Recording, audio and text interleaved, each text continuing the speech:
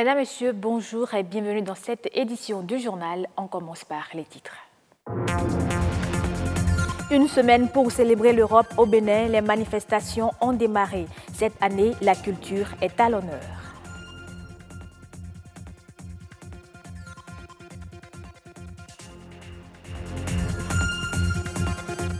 Le traitement de l'information reste le socle même du journalisme. Au Bénin, il se heurte à quelques difficultés qui supplantent la déontologie et l'éthique de la profession.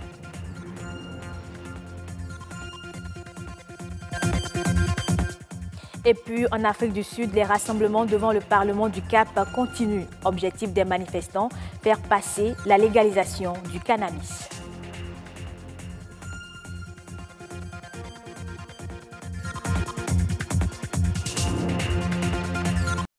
Du 4 et ce jusqu'au 12 mai prochain, c'est la semaine de l'Europe au Bénin. Une semaine pendant laquelle la délégation de l'Union européenne et les ambassades des États membres vont se mobiliser pour fêter l'Europe. Cette année, l'accent est beaucoup plus mis sur la culture, vectrice de dialogue entre les peuples et comme outil d'intégration pour la jeunesse.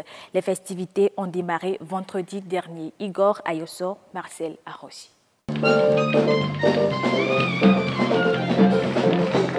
9 mai, journée de l'Europe, est célébrée sur une semaine au Bénin. 7 jours d'activités festives ouvertes par une représentation des étudiants de l'École internationale de théâtre du Bénin. Le peuple est cadavéré, les militaires sont cadavérés, le roi cadavéré, les reines cadavérées. J'ai tué français, j'ai tué allemand, j'ai tué anglais. Moi j'ai tué Tchécoslovaque pour marquer les pas.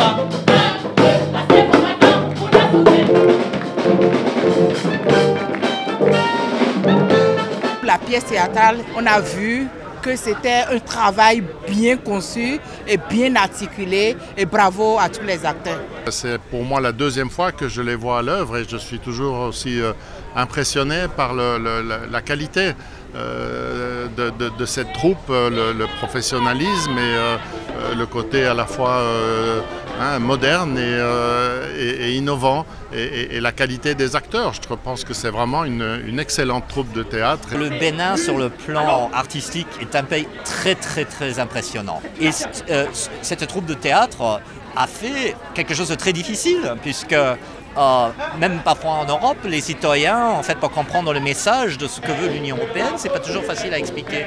Ils ont dansé ça, ils ont chanté ça, ils ont transformé ça en fête. Je trouvais que c'était absolument remarquable et inattendu. Et d'ailleurs, beaucoup de spectateurs, en sortant, m'en ont parlé pour dire que c'était remarquable.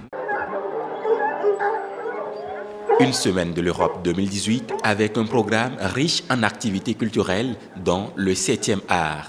L'école Buissonnaire, dernier film de Nicolas Vanier qui raconte une histoire d'hommes, d'animaux et de nature, faisait partie des grandes attractions de cette cérémonie. Pourquoi vous avez dit que j'étais le fils du neveu de ma cousine? Parce que j'ai pas le droit de loger n'importe qui chez moi, tu comprends? Ouais, un mensonge quoi. Qu'il te faudra bien répéter si jamais on pose des questions, d'accord?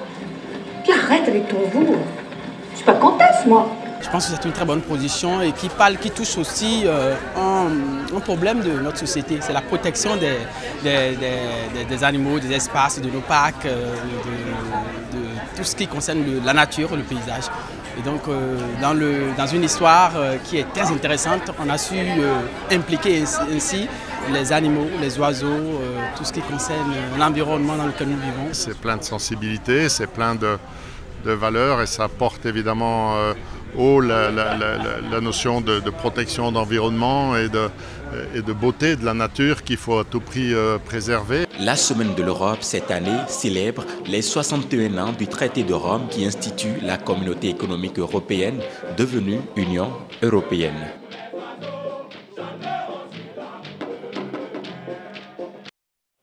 La déontologie et l'éthique sont les règles de base du métier de journalisme. Elles régissent la profession. Au Bénin, certaines réalités font que la déontologie et l'éthique sont bafouées au profit des pratiques qui n'ont normalement rien à voir avec le journalisme. Plus de précisions dans ce reportage de Dieudonné Abimbola.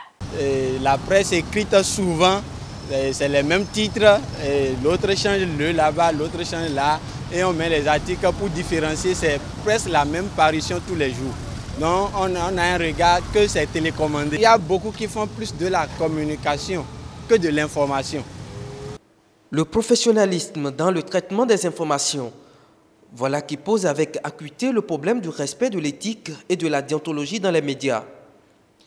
Et pourtant, le Code de l'information et de la communication en vigueur au Bénin est clair sur la question. Si éventuellement un journaliste venait à être appelé par une structure ou une autorité pour servir d'attaché de presse ou de responsable de communication, il dépose sa carte de presse auprès de la HAC parce que là, il rentre tout de suite dans un travail de propagandiste, de soigneur d'image. À partir de cet instant, il n'est plus très utile pour le travail de collecte et d'information. En même temps, on lui dit que le journaliste, dans l'exercice de sa fonction, il doit faire en sorte que l'on puisse savoir qu'il respecte le commentaire, il respecte les faits. Donc les deux doivent être séparés.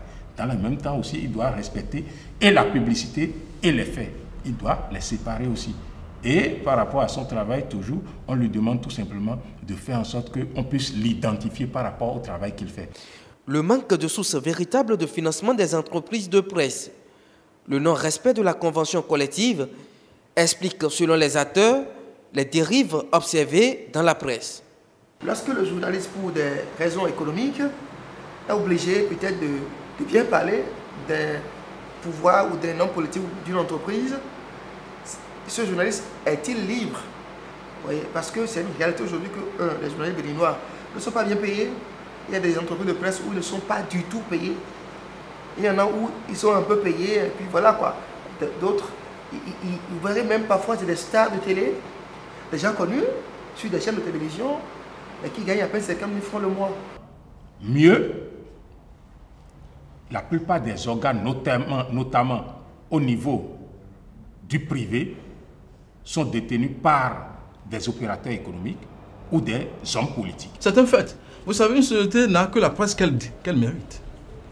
Parce que, aussi longtemps que la fragilisation des organes de presse est de mise telle que ça se présente, où les organes sont soumis à un dictat au plan fiscal systématique, sont soumis à l'inexistence de l'aide, l'inexistence du fonds. Donc la fragilité amène à ce que, eh bien, plutôt que d'informer, on communique. C'est regrettable. Il faut que nous soyons tous d'accord pour condamner cela. Satisfaire le droit du public à l'information est une exigence démocratique. Une exigence qui nécessite une presse épanouie sur le plan économique et juridique. On parle à présent des cheveux. La coloration des cheveux est devenue une pratique en propension. Les teintes autrefois utilisées pour embellir les objets font désormais partie des éléments de beauté. Des femmes et des hommes en utilisent.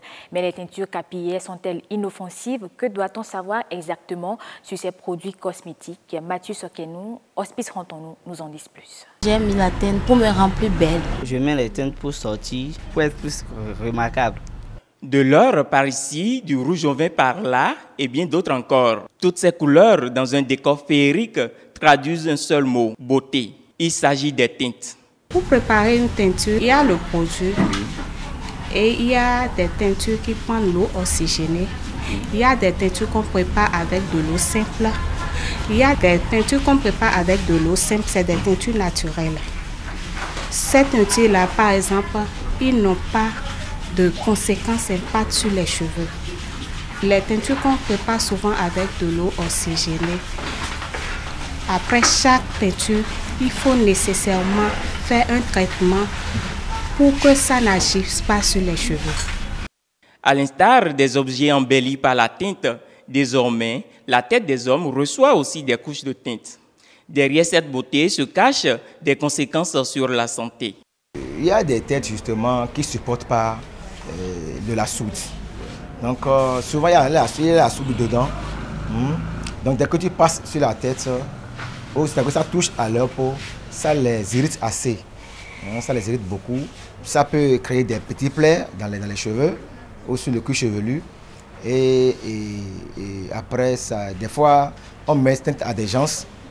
Juste les 2 heures qui suivent, la teinte s'enfle au point où on a peur. Tout de suite, on se rend à l'hôpital pour se faire acheter des médicaments. Là, c'est le coiffeur ou la coiffeuse qui est interpellé à tout bout de champ. Et ce cas, moi, j'en ai connu plusieurs fois. Ne m'affole plus dès que ça sort. J'ai un moyen pour calmer le mal. Des conséquences, oui, mais qui sont vite maîtrisées, selon ce responsable du salon de coiffure. Très souvent, c'est des antibiotiques. Qu'on prescrit à notre clientèle d'utiliser. Et dès que la cliente met sa confiance en nous et il suit ses conseils, au bout de 3 jours, il est guéri. Mais très souvent, les clientes ont peur. Donc, tout de suite, elles se jettent elles vont à l'hôpital et se confient à un docteur pour se faire traiter.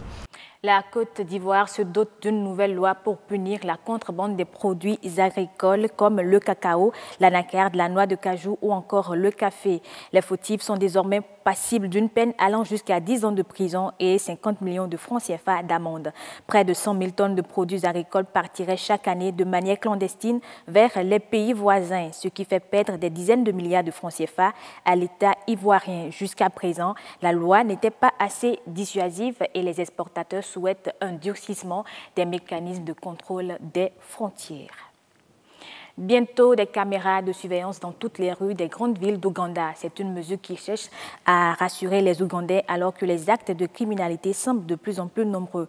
Le Parlement du pays a validé un budget de plus de 69 milliards de francs CFA pour ce projet.